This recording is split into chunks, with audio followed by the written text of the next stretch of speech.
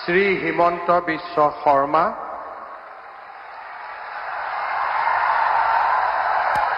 ঈশ্বৰৰ নামত শপত লওঁ যে বিধিৰ দ্বাৰা স্থাপিত ভাৰতৰ সংবিধানৰ প্ৰতি মই প্ৰকৃত বিশ্বাস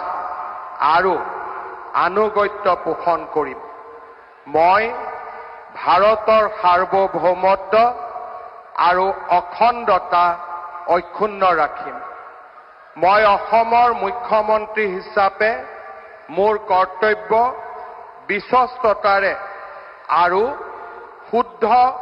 অন্তঃকৰণেৰে সম্পাদন কৰিম আৰু মই ভয় বা পক্ষপাত, অনুৰাগ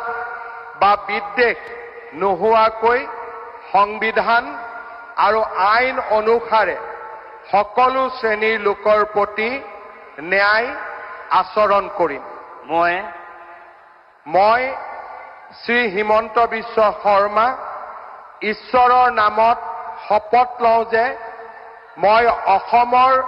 মুখ্যমন্ত্ৰী হিচাপে মোৰ কৰ্তব্যৰ